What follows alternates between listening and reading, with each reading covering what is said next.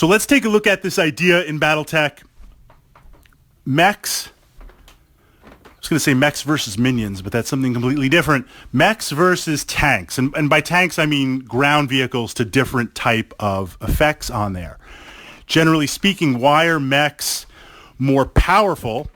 Or if there's a statement, yes, mechs are more powerful with their battle value, but I can get 2 or 3 or 4 times in the buy-in with battle value. I mean, look at an awesome mech, literally an awesome mech, putting out, okay, it's got 3 PPCs. Can it reliably fire those every turn? If we look at the battle value of that versus a Shrek that can fire every single turn on there. Just on the rate of fire, the Shrek is better, but it's not as resilient. So what are some of these things that we need to keep in mind between vehicles and mechs? I'm going to run through the checklist here really quick because I think this is I know this is an important jumping off point for those of you entering the game from the box of Armored Combat. You're going to expand your mech collection. You are going to get involved in combined arms, vehicles, infantry, air support, artillery, fortifications. It just opens up the game more and more on the total warfare aspect. And understanding the checklist of mechs versus vehicles versus battle value is an important starting point. Mobility. Mechs can move through different types of terrain with little to no penalty. Vehicles, depending on tracked versus hovered versus wheeled, have difficulty, trouble, or perhaps are not even able to move through or cross through certain terrain hexes on there. So right away, mobility, slight challenges depending on the map that you're playing on.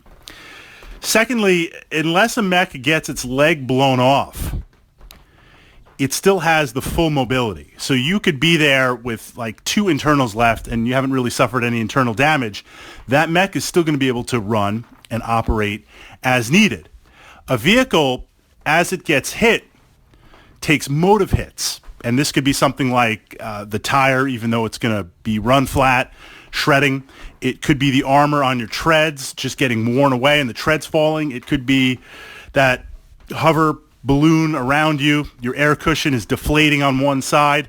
Gradually, as you take those side hits, your vehicles are going to get slower and slower and slower on there. So mobility for vehicles, even the very fast ones, has the potential to decrease really, really fast. And then you become essentially in a non-movable target. Now, certain vehicles are affected less on this. 2 examples from the podcast archives of Battletech up here on my channel, and certainly 2 of my favorite vehicles. Well, 3 favorite vehicles. One I'm thinking about for this Wednesday's game. It's not really a spoiler from that perspective. If we look at something like the Plainsman, this is a very, very fast hover tank. It's got some short-range bites, some short-range missiles on it. If it got immobilized, it's kind of out of the game. Something like the Demolisher, another favorite tank of mine, 2 autocannon 20s. If it gets immobilized, it has a turret, but it's a short-ranged vehicle. Something like the Shrek PPC carrier, 3 PPCs. If it gets immobilized, it's not as bad because it has a turret and it's got the PPCs, the trident of those pushing forward.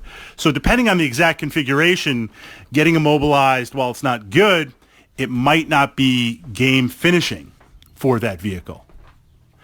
The other aspect is just the pure facing of the vehicle. There's only 4 places you can be hit going straight on. So if your tank is facing my mech, I can hit you front armor, left side, right side, turret. Those are the facings on there. So if I hit you with long-range missile packs, if I hit you with multiple strikes a turn, there's less places that it can go. Compare that to, so you're shooting at me, and now my mech, you can hit my left leg, left arm, right arm, left torso, right torso, center torso, and I wouldn't be happy, but it is another location, although unlikely, the head. There's more surface area for the damage to be spread out. If we look at a light mech going up against a medium type vehicle, The medium vehicle has more armor, has more firepower, but the light mech is surprisingly a lot more resilient because it has the chance on the law of averages of the dice just to spread out the effects on there.